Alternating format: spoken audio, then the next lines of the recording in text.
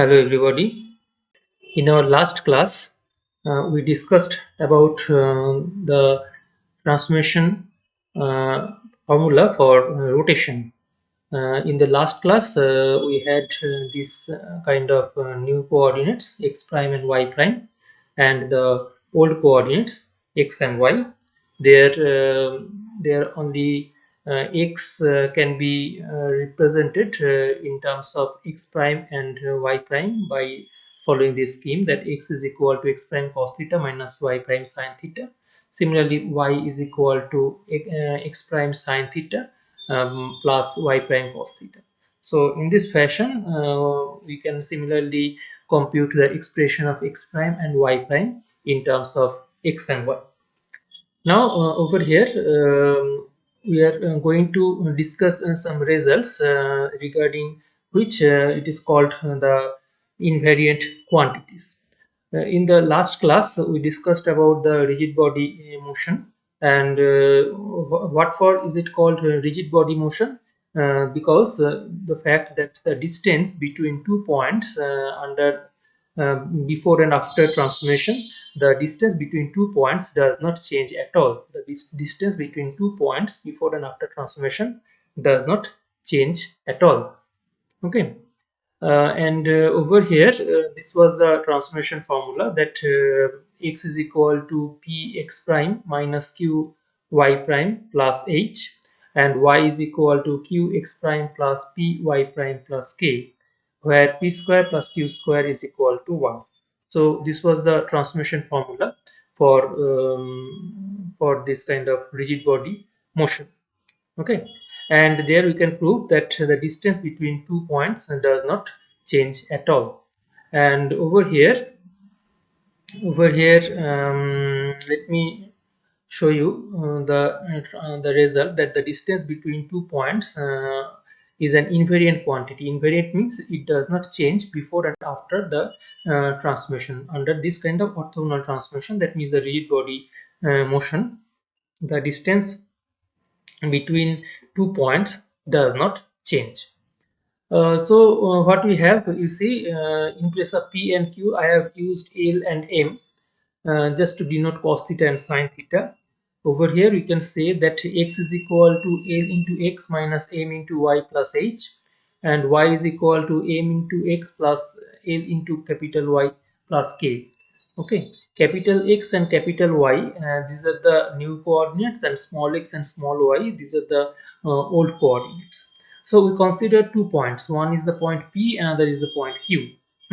And suppose these are the 2 points, and these 2 points, say this is the point P and this is the point Q, and over here we have these two. We have to find out the distance. We have to show that the distance of between these 2 points, P and Q, this distance remains an invariant quantity. You see over here, if we suppose that x1 y1 and x2 y2, these two quantities x1 y1 and x2 y2, these are the old coordinates of the points P and Q, and suppose capital X1 capital Y1 and capital X2 capital Y2, these are the new coordinates of the same point X and Y.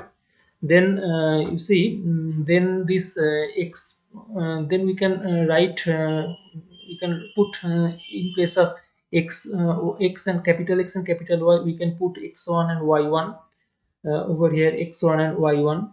Similarly, we would get small x1 and small y1. So and by this kind of process, we can compute the relation in between x1, small x1 small y1, and capital X1 capital Y1. Okay.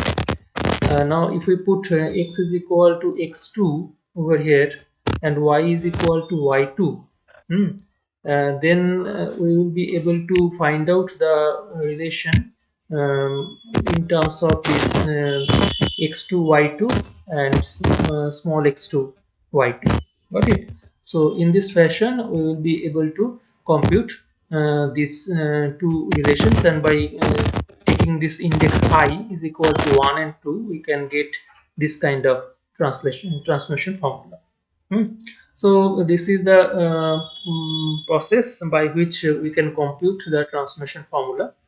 And now we have to prove that before transformation and after transformation, the distance between these 2 points does not change. Hmm. We know that the distance d can be represented in this way. D is equal to x2 minus x1 whole square plus y2 minus y1 whole square. So this is the formula for distance. Hmm. And by this kind of formula, if we put these two expressions, x is equal to, if we put I is equal to 2, you will get the expression of x2. So you will get this expression, x2 is equal to lx2 plus m y2 plus h. That would be the expression of x2. Hmm. Similarly, if we put I is equal to 1, we will get the expression of x1. Then we will have lx1 minus my1 plus h. That would be the expression of x1. All right. So in this fashion, we will be able to compute the expression x2 minus x1. Similarly, if we put I is equal to 1 and I is equal to 2 in this formula, we will be able to compute the expression of y1 and y2. And in this way, over here, this would be the expression of y1, and this would be the expression of this would be y1, and this would be y2. Hmm. Therefore, you see over here we computed the distance d, and over here this is the expression of d, and that has been represented in this fashion. Hmm. Now you see over here, you can cancel this h with this negative of h, you can cancel this k with this negative of k. Then you can check over here, you see this lx2 and minus lx2, from these two terms we can take this l common, we will have x2, capital X2 minus x1. Similarly over here, you see my2 and my1, from these two terms we can take this minus m common, and we will have y2 minus y1. Got it? Now over here we can again cancel this k, and therefore you can take this mx2 m common from these terms, mx2 and mx1. We can take this common m, and after that we will have this type of expression within bracket x2 minus x1. And similarly we can take ly, from these two terms ly2 and ly1, we can take this l common, and we will have the expression y2 minus y1. Got it? Now if we expand them, then you see this is in the form of a plus b, this is in the form of a minus b whole square, and this is in the form of a plus b whole square. Hmm.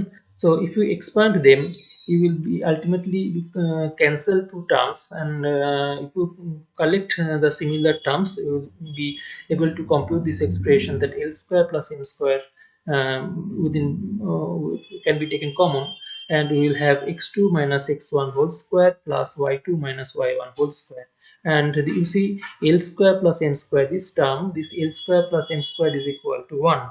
So as because L square plus m square is equal to 1, therefore you can say that this expression, this expression L square plus m square would be equal to 1, and ultimately effectively we will have this term only, x2 minus x1 whole square plus y2 minus y1 whole square. Okay. And what is x2 minus x1 whole square plus y2 minus y1 whole square? That is equal to the distance d prime in terms of new coordinates. So what we get, d square is equal to d prime. So as because these two are distances, so distance can never be negative. So from this result we can say that d is equal to d prime. D is equal to minus d prime is not possible. So we have only one solution, that d is equal to d prime. That means the distance between 2 points before and after the transformation does not change. So that is why this kind of transformations are called rigid body transformation, or simply rigid body motion. Okay. Now over here I am going to show you in the expressions. I'm going to show you a few other invariant quantities that says that if we have a second degree expression, you see, involving two variables, a second degree expression. Second degree means over here, if you consider this kind of expression, x square related term is there, xy related term is there, y square related term is there. So these three terms are actually second degree term. Over here, these three terms are actually second degree term. These are purely second degree term. Now you see over here x related and y related term is there. So these two terms are first degree terms. Okay, so these two terms are first degree term and a constant term is there. So second degree term, first degree term and the constant term, altogether these three terms would construct the expression that is called the general expression of second degree. The maximum degree is 2, involving only two variables x and y. Got it? And we have similar expression involving the new variables capital X and capital Y. These are the second degree term involving capital X and capital Y. These are the first degree term involving only capital X and capital Y, and this is the constant term. Capital X and capital Y is not there.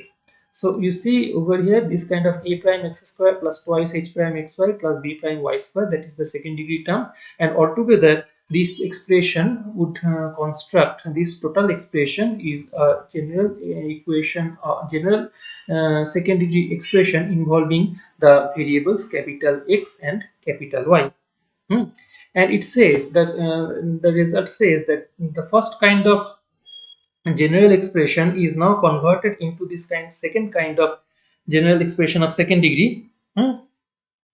Under the rotation formula. Under the rotation formula, we get this kind of transformation. That means if we already know what is the rotation formula, and under the rotation formula, this kind of first degree, this kind of second degree expression is converted into this kind of second degree expression in terms of new variables. The first one is the second degree expression in terms of old variable, and the second one is the second degree expression in terms of new variables. Okay. And under this kind of transformation, we can prove that all these five results are true. A plus B is an invariant. What does it mean? It means that A plus B should be is equal to A prime plus B prime. Got it? A plus B should be is equal to A prime plus B prime. That is one result. Similarly, over here we have the second result, d square plus f square. D square plus f square means over here this g prime square plus this a prime square. Okay, this should be is equal to g square plus f square. That is the second result. And the third result we are going to prove over here is that this quantity would be ab minus a square, that would be is equal to a prime b prime minus h prime square. So that is the third result, and similarly we can prove the fourth result in terms of a prime, b prime, etc. That would be is equal to a prime, b prime plus b prime, c prime plus c prime, a prime, c prime, a prime minus a prime square minus g prime square, this it should be a prime minus h prime square. Okay, so that would be the invariant quantity, that is the result number 4. Okay, and similarly in the fifth result we can prove that this quantity should be is equal to the determinant, this kind of determinant a prime h prime g prime, then h prime b prime f prime, and the last one would be is equal to g prime f prime and c prime. Got it? And we call it the quantity as the determinant delta prime. So we are going to prove these 5 results, and sometimes only one relation number 1 and 2, these two are general sometimes selected, sometimes relation number 3 and relation number 4, these are selected in exam. Hmm. Partially this theorem is selected in exam. Over here, let us first consider these two given expressions. This is the first expression, this is the second expression, and this is the transformation formula for rotation. X is equal to capital X cos theta minus capital Y sin theta. Y is equal to capital X sin theta plus Y cos theta. So these are the transformation formula. Now, if we put these two expressions in this relation number 1, if we put these two expression in this relation number 1, then you see we will get this type of expression. In place of x, we will have this expression: x is equal to capital X cos theta minus capital Y sin theta. So we get this type of expression. And there you see, this is the expression of x, and this is x, and this is our x, and this is the expression of y, this is by square.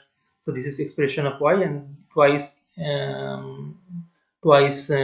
if y, that is the expression of y, and lastly we have this constant term. Hmm? But remember, over here, as per the question, this expression should be same as the expression number 2. Got it? By question, after the transformation formula, this expression is actually converted into this kind of expression number 2. Okay. Therefore, we can say that this kind of expression equation given by this equation number 4, and this kind of expression given by this equation number 2, both of these two equations must be identical. Okay, as because by question this expression number 4 and expression number 2 are same, therefore these two expressions are identical, so we can compare the similar terms in this expression. Similar terms means the coefficient of x square should be compared. Similarly, the coefficient of xy, coefficient of y square, coefficient of x, coefficient of y, and the constant terms should be compared separately in this equation number 2 and in this equation number 4. Okay, so we can compare all these terms. Now, if you compare these terms, you see over here this coefficient of x square, that is actually over here a prime. A prime is the coefficient of x square. And what is the coefficient of x square? You see, from this first term, we can compute the coefficient of x square. What would be the coefficient of x square? A. And from this expression, we will have cos square, that would be the coefficient of x square. So we have cos square theta. Got it? That would be the coefficient of x square. That is this a cos square theta. That is the contribution from the first term. Now, how to compute the coefficient of x square from this second term? Whenever these two terms are multiplied, then we will have we will get some x square related term. So what would be the coefficient? The coefficient would be twice h into cos theta multiplied by sine theta. So we have this type of expression: twice h into cos theta and sine theta. That means twice h sine theta cos theta. That is the contribution coming from this term. And now x square would also come from this term. You see, from this term it would be b, this b into sine square theta. That would be the contribution from the third term. So this b sine square theta would come, and in this fashion we don't need to expand all this relation number 4, because in that case at least in exam some time will be lost. Just we can observe the coefficient of x square and we can compare. So by comparing the coefficient of x square, capital X square, we get that a prime is equal to this kind of expression. Similarly, we can compare the other coefficients. You see the coefficient of y square. If you consider the coefficient of y square over here, you see the coefficient of y square is equal to b prime. So this b prime must be same as the coefficient of y square. Now, how did we get the coefficient of y square? From this term, we will get the coefficient that a sine square theta. So this is the contribution, that a sine square theta. Again, y square would come from these two terms. So we can say that y sine theta and y cos theta. Therefore, coefficient of y square would be this with this negative sign minus of twice h sine theta cos of theta. Got it? So we have this expression minus twice h sine theta cos theta. Similarly, from this third term b into cos square theta, this expression should come. So b cos square theta should come, and that would be equal to this b prime. Got it? So in this fashion, we will be able to compute the coefficient of y square. Similarly, if you compare the coefficient of xy, you will get this third result. Coefficient of x will give you this fourth result. Coefficient of y will give you the fifth result. And you see over here only we have only one constant term c, and that constant term must be is equal to this c prime. That's why we have c prime is equal to c. So we have all these type of results. Now let us prove this first result. If you add these two terms, if we add these two terms a prime plus b prime, then you see at first this term will get cancelled with this term. And over here a, you can take this a common. We can take this a common. Then we have cos square theta plus sine square theta. Cos square theta plus sine square theta is equal to 1. So effectively we have a. Hmm. Effectively we have a coming from these two terms. And next you see if we add these two terms, then we can take this b common. We have sine square theta plus cos square theta. Sine square theta plus cos square theta. So sine square theta plus cos square theta is equal to 1. Therefore effectively we have b. Therefore this total expression, this total sum, that would be is equal to a plus b. Got it? So over here a prime plus b prime, this a prime plus b prime, that must be is equal to a plus b. Okay. Similarly, you can compare from these two relations. Sorry, from these two relations, you can compare g prime square plus a prime square. G prime square plus f prime square. If you consider the square of this, then you will get that is equal to g square plus f square.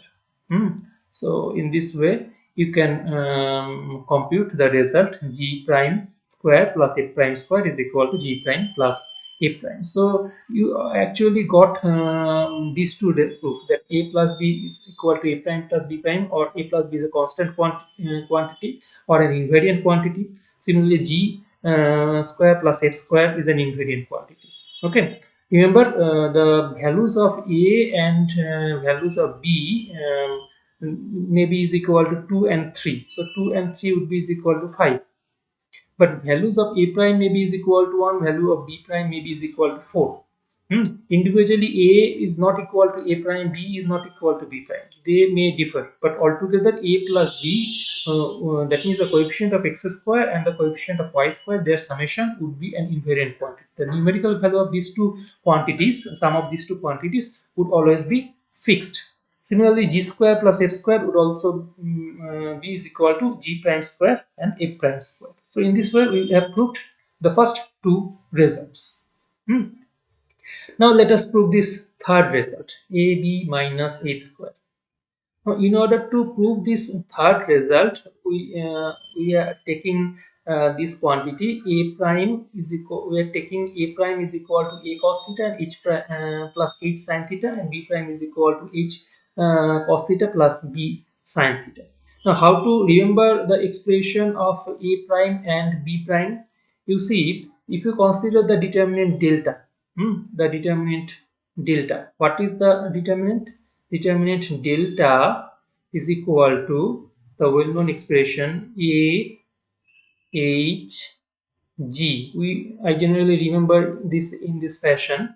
A hungry goat has been furiously greedy for corn. Okay, so in this way I generally remember the expression of delta. And in this expression, if you consider this a and h, what are this a and h and b?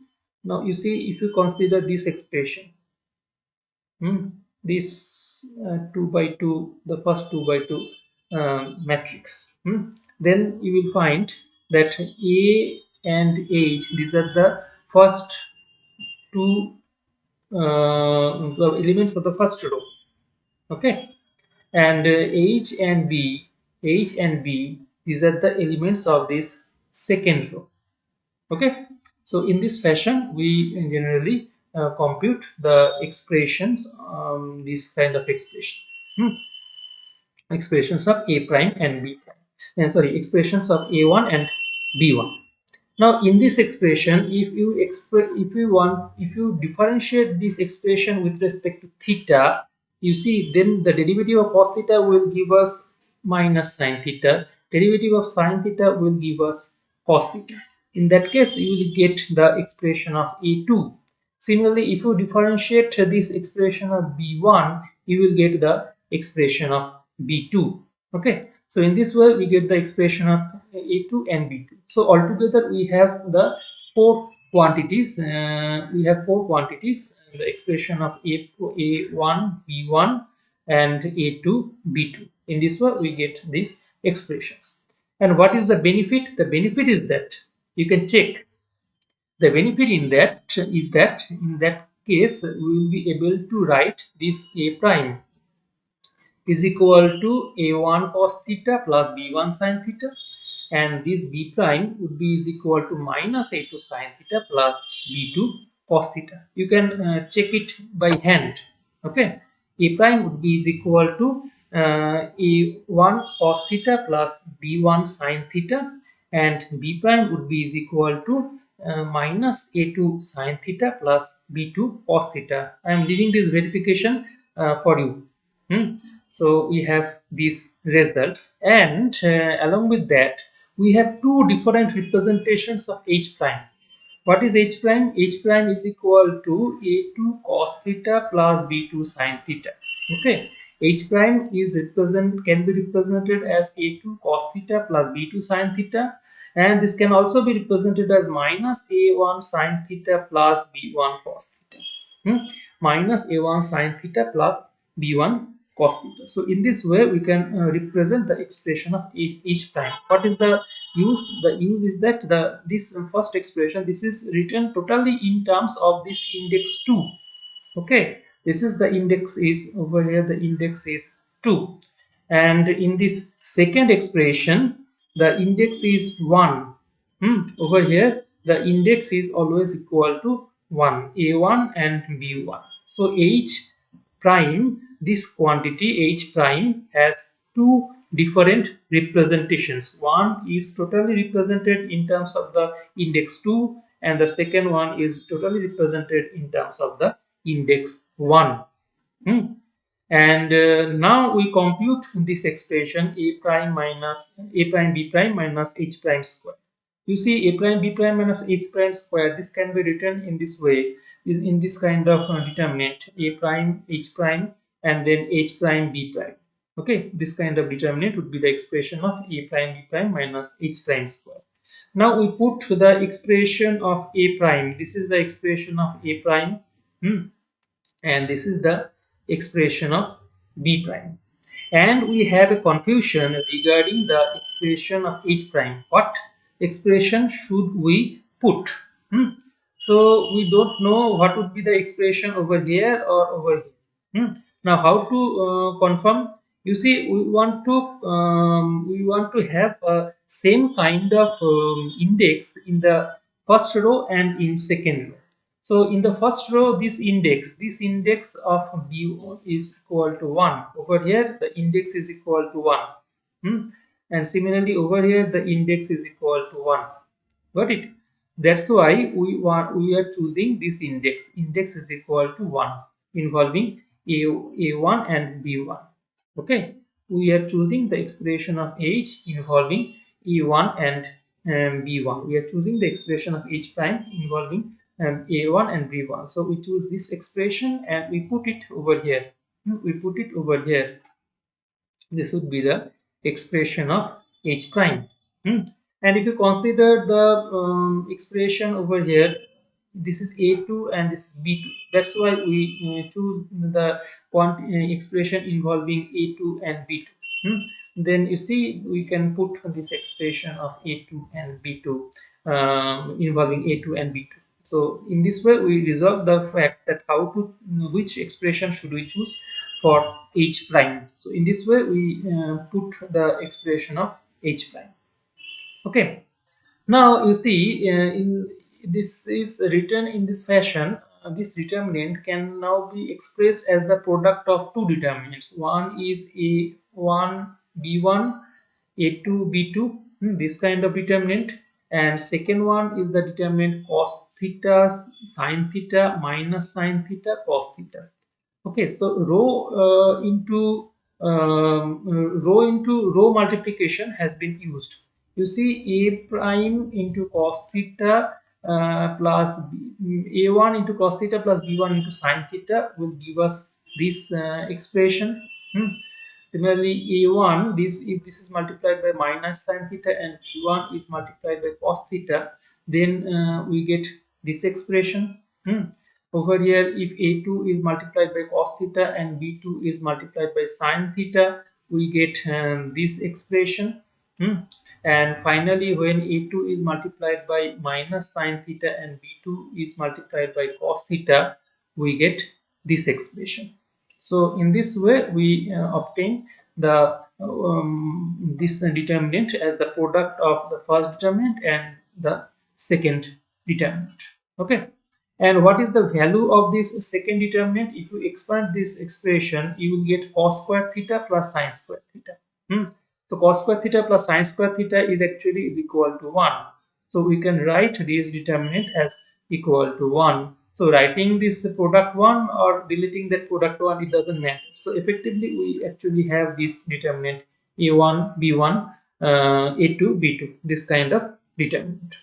Now we put all the expressions of a1, b1, a2 and b2, we get this kind of determinant, and we arrange them. Actually we are taking the transpose. So by taking the transpose, this term will be shifted over here and this term will be shifted over here. So we will have this kind of determinant. And what you observe, just similar to the previous multiplication, we can express this determinant as the product of this determinant and this determinant. Okay, so hb, this is one determinant, and another determinant is this kind of determinant cos theta sin theta and minus sin theta and cos theta. And what is the value of this determinant? If you express it, cos square theta plus sin square theta will be equal to 1. The total expansion of the determinant is equal to cos square theta plus sin square theta. So that value is equal to 1. So effectively, we will have this kind of determinant only hb, and if you expand it, you will get this result ab minus h square. So this is the expansion that ab minus h square becomes is equal to a prime b prime minus h prime square. So this is the result that I wanted to prove today. Uh, and we have already proved this result. Finally, we observe that b is b prime c prime plus c prime a prime plus a prime b prime minus a prime square minus g prime square minus h prime square, that would be written, that can be written in this way. You see, we can take this common c prime from these two terms, and after taking this c prime common within bracket, we will have a prime plus b prime, and we can take this much expression, this quantity, this a prime b prime minus this h prime square. We can together write them as a prime b prime minus h prime square, and this a prime square, this g prime square, from these two terms we can take this negative sign common, then we will have within bracket a prime square plus g prime square. Then you see, we already proved that c prime is equal to c. So in place of c prime, you can write c. We know that a prime b plus b prime, that should be is equal to a plus b. So we have this type of terms. Next, we have already proved that a prime b prime minus h prime square, this would be is equal to AB minus H square. Again, this quantity A prime square plus G prime square, this quantity becomes is equal to A G square plus G square. We have already proved these individual results. So together, if we write them and simplify, ultimately we will have this result that becomes is equal to B prime. In place of B prime C prime, we have BC. In place of C prime A prime, we have CA. In place of A prime B prime, we have AB. Then minus A prime square minus G prime square minus H prime square. In that place, we have minus H square minus G square minus H square. So we already, by the help of proof in the previous results, we have proved that this fourth result, that means this quantity BC plus CA plus AB minus F square minus G square minus H square, this is again an invariant quantity.